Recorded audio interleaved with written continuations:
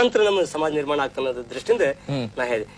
ಮಾತು ಹೆಂಗಿರ್ಬೇಕು, ನಮ್ಮ ಬಿಜಾಪುರ ಧಾರವಾಡ ಶೈಲಿ ಅದು ಹೇಳಿ. ಮಾತು ಹೆಂಗಿರ್ಬೇಕು, ಹ್ಯಾಂಗರ್ ಇರಬಾರ್ದು. ಅವ್ರ ಹಂಗ ಇವ್ರ ಹಂಗ ಯಾರ ಹಂಗೂ ಇರಬಾರ್ದು, ಯಾರ ಹಂಗೂ ಇರಬಾರ್ದು, ಯಾರ ಹಂಗೂ ಇರಬಾರ್ದು. ಆದ್ರೆ ಕೇಳು ಹಂಗಿರ್ಬೇಕು.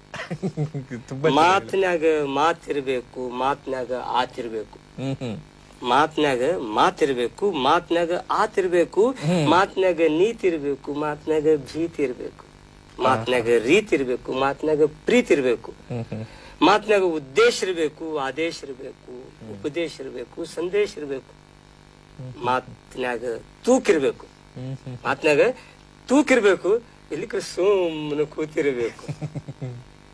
ಮಾತು ಸಾಧನೆ ಆಗ್ಬೇಕು, ಆದ್ರೆ ಅದೇ ಸಾಧನೆ ಆಗಬಾರದು. ಮಾತಿನಲ್ಲಿ ವೇಗ ಇರಬೇಕು, ಉದ್ವೇಗ ಇರಬಾರದು. ಮಾತಿನಲ್ಲಿ ಮಗುವಿನ ನಗೆ ಇರಬೇಕು, ಹಗೆ ಇರಬಾರದು. ಮಾತಿನಲ್ಲಿ ಆತ್ಮೀಯತೆ ಅಲೆ ಇರಬೇಕು, ಸೌಹಾರ್ದದ ಸೆಲೆ ಇರಬೇಕು, ನಲಿವಿನ ನೆಲೆ ಇರಬೇಕು, ಬದುಕಿನ ಬೆಲೆ ಇರಬೇಕು. ಮಾತು ಮತಿಯಿಂದ ಬರ್ಬೇಕು, ಮಾತು ಮತಿಯಿಂದ ಬರ್ಬೇಕು, ಆದ್ರೆ ಮತೀಯವಾಗಿರಬಾರದು. ಮಾತು ಮತಿಯಿಂದ ಬರ್ಬೇಕು, ಮತೀಯವಾಗಿರಬಾರದು. ಮಾತು ಮುತ್ತಾಗಿರ್ಬೇಕು, ಸ್ವಲ್ಪ ಮೆತ್ತಗಿರ್ಬೇಕು. ಮಾತು ಮುತ್ತಾಗಿರ್ಬೇಕು, ಸ್ವಲ್ಪ ಮೆತ್ತಗಿರ್ಬೇಕು. ಮಾತು ಮಿತವಾಗಿರ್ಬೇಕು, ಎಲ್ಲರಿಗೂ ಹಿತವಾಗಿರ್ಬೇಕು.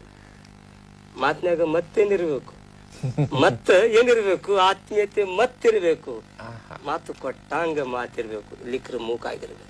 ಅಂದ್ರೆ ಏನು ಒಂದು ಶಾಯರಿ ಕೇಳಿದಾಗ ಆಯ್ತು ನಮ್ಗೆ. ತುಂಬಾ ಸೊಗಸಾಗಿ ಹೇಳಿದ್ರಿ, ಮತ್ತೆ ಅದ್ರಲ್ಲಿ ತುಂಬಾ ಅರ್ಥಗರ್ಭಿತವಾಗಿ